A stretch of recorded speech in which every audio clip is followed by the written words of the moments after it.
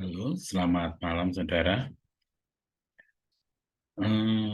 Saya ingin menyampaikan gagasan saya hari ini tentang bagaimana membangun bisnis distribusi, tapi dalam skala yang kecil-kecil. Dalam arti begini, saudara. Banyak pengrajin-pengrajin kecil di semua daerah, dan itu perlu pendistribusian, saudara. Kita tidak bicara pabrik besar yang sudah memiliki tim sales yang handal, bahkan punya program distribusi dalam setiap wilayah. Tapi kami ingin berbicara membantu UMKM kecil, produksi-produksi mikro, di mana produksi ini membutuhkan tenaga distribusi, saudara. Jadi apa yang perlu kita bangun? Yang pertama adalah kita mengumpulkan calon-calon supplier, calon-calon pemasok. Produk apa yang akan kita pilih, yang akan kita distribusikan. Kalau bisa, ini tidak berpaku pada 1, 2, atau 3 produsen, saudara. Jadi, semakin banyak calon supplier, calon produk yang ingin Anda sebarkan, yang ingin Anda distribusikan, tidak menutup kemungkinan peluang-peluang itu akan ada di saat kita bekerja. Misalnya, sekarang ini saya berusaha untuk bagaimana membantu UMKM di daerah saya, terutama di bidang produksi alat dapur, karena sentra-sentra produksi alat dapur di Indonesia ini tidak begitu banyak ya di Jawa ini.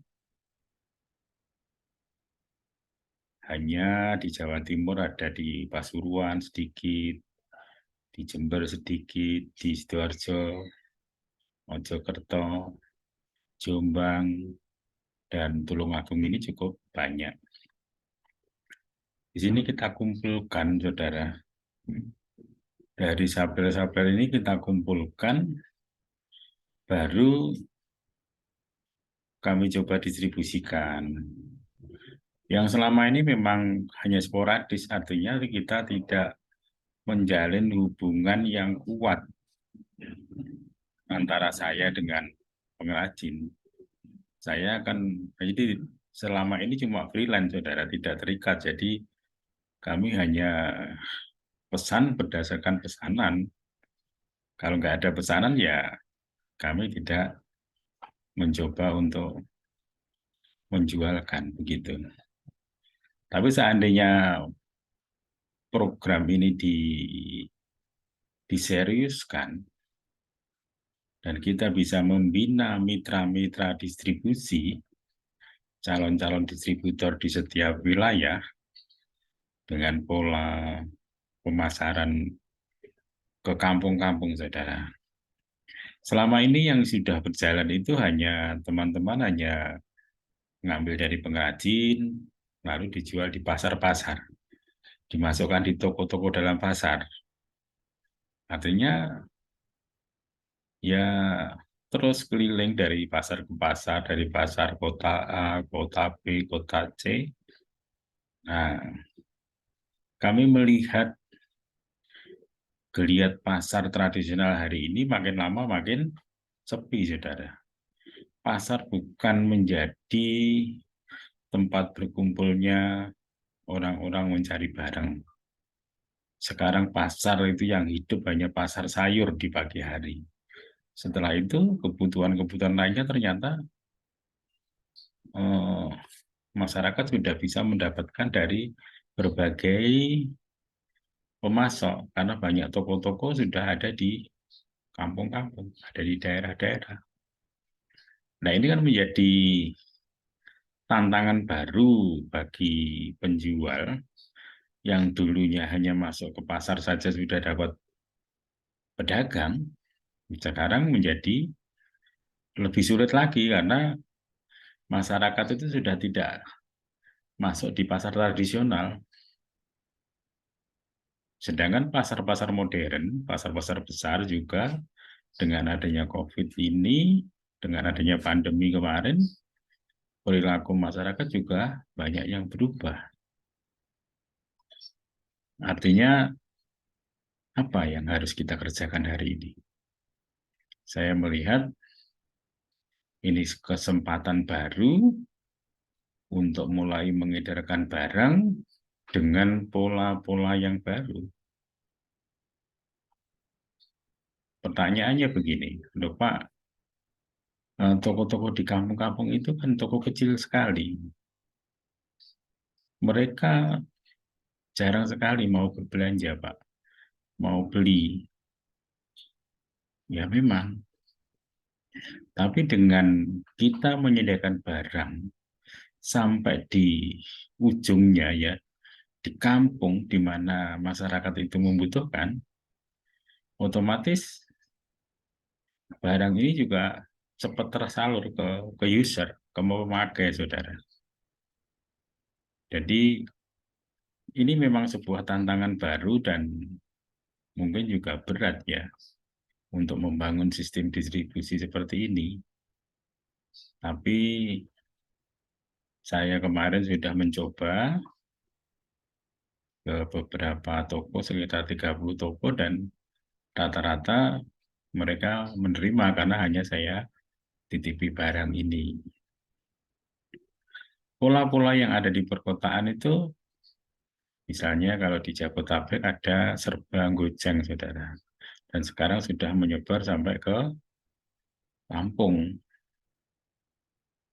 Nah, kalau di Makassar yang saya layani Bapak Suparman ini, polanya seperti yang dulu dikerjakan teman-teman yang di Sragen dengan pakai mobil pick up keliling ke kampung-kampung. Serba 5.000, serba 10.000 tiga, begitu. Dan itu saya melihat ya lama-kelamaan pola ini juga tidak bisa tidak bisa menghandle semua kebutuhan karena rata-rata barangnya itu aja. Seharusnya memang terjadi kolaborasi misalnya antar antar pedagang, antar mobil yang keliling ini. Misalnya si A menguasai kecamatan ini dengan membawa barang-barang ini. Seharusnya barang polanya berbeda. Misalnya si A membawa plastik, si B membawa yang logam, dan ini tidak selalu hanya di kampung itu saja, tapi dibuat sporadis. Kita berpindah-pindah lokasi, saling bertukar lokasi. Misalnya minggu pertama kita di sini, minggu kedua di kecamatan ini, dan minggu ketiga di kecamatan yang berbeda. Mungkin dalam waktu yang berbeda pula, barang kita juga harus berbeda. Makanya dari pola yang saya kerjakan ini, serba 3.000, serba 5.000, serba 10.000, ini tidak saya keluarkan secara bersamaan. Saya hanya melihat potensi di kampung ini, misalnya masyarakatnya masih rendah daya belinya, saya kasih yang 3.000. Tapi kalau masyarakatnya sudah maju, sudah baik, serba 5.000. Bahkan kalau sudah mendekati perkotaan atau daerah-daerah yang daerah tempat wisata atau yang lain, yang memerlukan barang-barang yang lebih mahal atau yang lebih besar, sebagai ukurannya saya kasih yang serba 10.000. Karena di situ pasti banyak pedagang-pedagang makanan yang membutuhkan peralatan dapur yang lebih besar. Kalau hanya khusus keluarga-keluarga kecil, wilayah yang banyak kos-kosan, itu tentunya hanya alat-alat dapur kecil-kecil, saudara. Karena rumah tangganya cuma rumah tangga kecil yang hanya memasak untuk 1-2 orang. Itu pun sudah mencukupi, gitu. Kalau sudah pedagang, artinya mereka membutuhkan alat yang lebih besar. Itu, saudara. Ini gagasan ini masih memang dalam tahap percobaan, ya. Kemarin sudah saya titipi sekitar 30 toko, dan hari ini memang saya berhenti dulu untuk melihat apa ya, daya beli masyarakat dan daya terimanya bagaimana. Apakah 1 bulan saya kunjungi besok 100% habis atau 50% saja. Di sini yang bisa nanti saya beri keputusan berapa waktu kunjungan ini menjadi jedanya. Misalnya kok besok hanya 50%, 1 bulan hanya rata-rata habis 50%. Ya boleh jadi di kemudian di bulan-bulan berikutnya saya mencari banyak lagi, menambahkan tiap hari uh, mitra baru, sehingga dalam jeda kunjungan ini saya buat menjadi 2 bulan misalnya, supaya hampir 80% barangnya habis. Nah, itu supaya memperkecil apa biaya yang kami keluarkan untuk mengunjungi mereka. Karena kunjungan-kunjungan ini ya ada kos biayanya tersendiri, saudara. Dan itulah yang dipikirkan ke depannya program ini bisa profit atau tidak. Dari waktu ke waktu, kami juga harus menambah teman-teman supplier, mungkin dari kota lain, dari jenis barang yang lain, plastik atau yang lainnya yang dibutuhkan oleh masyarakat. Jadi barang-barang yang lagi viral, itu mungkin bisa saya cantumkan. Atau barang-barang yang memang diperlukan pada saat-saat bulan-bulan tertentu, misalnya Lebaran, misalnya bulan puasa ini membutuhkan barang-barang baru misalnya. Dengan Lebaran, misalnya serbet makan, itu bisa saya masukkan. Nah, di kemudian hari, apa sih yang menjadi kendala-kendala dari program seperti ini? Ya, kendalanya kita harus makin hari makin menambah mitra, supaya pertumbuhan dari usaha ini terus meningkat. Semakin banyak mitra yang bergabung dalam menjualkan produk ini, lama-kelamaan juga profitnya makin meningkat. Lalu setelah mitranya hampir dalam satu kabupaten misalnya sudah dikuasai, tentunya pengembangan berikutnya adalah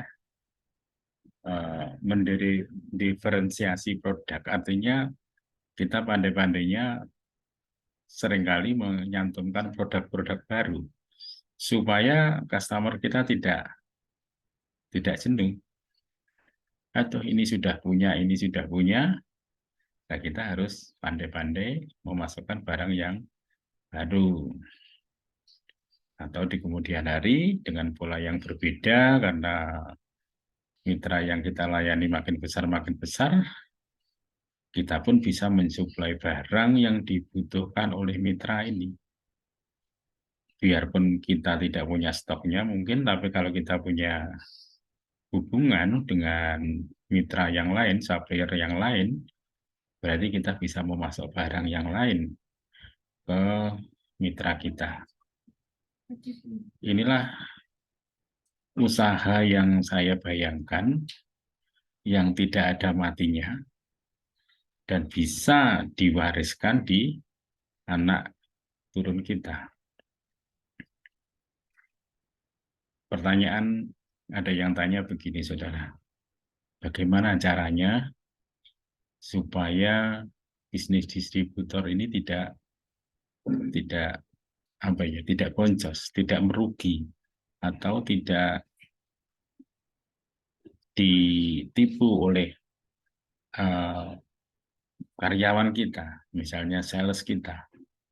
Karena bagaimanapun usaha yang terus berkembang, kita membutuhkan tim, kita membutuhkan karyawan, kita membutuhkan tenaga-tenaga baru untuk mengelolanya secara bersama-sama.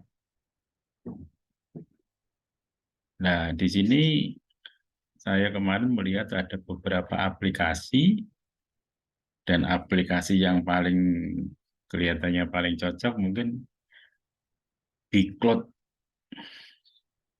Bigcloud yang khusus untuk sales mobil, sales order mobil, SOM, saudara.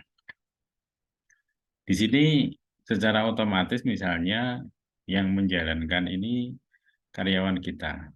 Awalnya memang sudah data data kita ada, mereka kita kasih briefing, kita ajak terjun ke lapangan, lalu kita lepas, saudara. Dan kita bekali dengan Android, dengan printer, dan mereka juga kita haruskan untuk menambah mitra, untuk menambah toko. Jadi pada saat sales kita ini menambahkan toko, dia harus mengisi form di Android itu, di aplikasi ini, itu nama toko, pemiliknya siapa, nomor telepon WA-nya berapa, ditulis di situ, saudara, dan harus difoto, foto tampak depan toko. Pada saat difoto ini kan di sistem Android ini sudah itu pakai kamera yang berhubungan dengan map, saudara. Jadi toko ini sudah tertunjuk di sudut sudut bawah fotonya itu ada mapnya. Jadi kita tidak akan kesulitan mencari lagi karena di data map sudah ada tokonya ini. Kemudian cara-cara supaya lama-kelamaan data mitra kita itu tidak hilang. Jadi malah semakin hari makin tambah, makin tambah, makin tambah. Disinilah pertumbuhan yang kita harapkan. Semakin besar mitra, semakin modal yang kita putar juga semakin besar, tentunya profit juga semakin besar. Demikian sekelumit gagasan saya. Kalau teman-teman ingin lebih jelas dan kapan kita bisa jadwalkan untuk Zoom meeting supaya kita bisa interaktif, kita bisa tanya-tanya, Anda juga bisa memberi gagasan baru, mungkin wilayah yang Anda tempati itu berbeda dengan yang di sekitar saya, jadi tantangan-tantangan apa yang mungkin Anda hadapi di sini dan di sana mungkin juga berbeda. Itulah, silahkan nanti kalau keinginan lebih jauh, kita bisa jadwalkan meeting, sudah Zoom meeting. Ya silahkan di HP Anda diinstal Zoom, jadi nanti kita bisa sama-sama bertemu di link Zoom yang saya buka. Dan saya undang, jadwalnya yang Anda bisanya jam berapa, ya disitulah. Ayo kita bisa satu persatu menyamakan gagasan, menyamakan ide. Jangan berpikir Anda segera membuka dengan berbelanja ke saya, enggak. Saya tidak ingin apa ya, segera mendapatkan hasil dari program ini. Tujuan kami hanya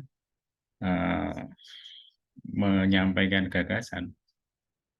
Untuk selanjutnya Anda tertarik atau tidak, sesuai cocok tidak dijalankan di wilayah Anda, nah itu urusan Anda. Jangan pola pikirnya jangan langsung berpikir bahwa Pak Pamuji ingin cari teman untuk berbelanja, cari calon customernya, enggak. Di sini saya utamakan untuk Anda mengerti dulu. Anda paham dulu, bisa enggak bisnis model begini, bisnis model kanvas begini ini dijalankan di tempat Anda. Gitu. Kalau bisa silahkan di copy paste dan kebutuhan apa yang dianu dan barang-barang apa yang ingin karena intinya begini saudara, sebuah usaha baik produksi sebenarnya ujung tombaknya tetap di marketing saudara. Jadi pada saat Anda seperti ini misalnya Anda punya keterampilan, Pak aku di kampungku ada sesuatu yang tidak berharga dan ingin saya buat menjadi berharga, saya ingin berproduksi ini atau itu, tapi saya bingung cara jualnya, Pak. Ya memang kalau Anda memulai usaha ini dengan berproduksi, tanpa Anda belajar marketing, ya akan stagnan, akan berhenti di jalan. Belum tentu Anda tahan dalam proses berproduksi, menawarkan barang ke sana ke sini, 1 tahun, 2 tahun, kok enggak ada yang minat dan lain-lain. Dan ini karena dapur kita harus selalu ngebul, saudara. Banyak juga UKM-UKM di sekitar saya yang fokusnya hanya produksi, akhirnya ya gulung tikar. Karena tidak ditopang dengan marketing yang bagus. Nah, di sini kami ingin menyamakan gagasan dulu. Ayo kita belajar marketing dulu. Kalau nanti kita sudah punya mitra-mitra yang ikut memasarkan produk kita, baru arahnya kalau Anda punya keterampilan, Anda bisa mengawali produksi. Karena marketingnya sudah Anda kuasai. Jadi goal-nya, saudara. Goal-nya itu, tujuan itu harus kita tentukan dulu. Kalau kita sudah punya goal, baru kita punya cara-cara mencapainya melalui tahapan yang apa yang perlu dikerjakan lebih dulu dan apa yang nantinya akan menjadi lebih mudah. Semuanya bisa kita gambarkan melalui mind map kita. Jadi itulah yang ingin saya bagikan, saudara. Di dunia yang makin terjadi perubahan ini, tentunya kita harus bisa maju dan bisa menjadi pemenang. Salam sukses.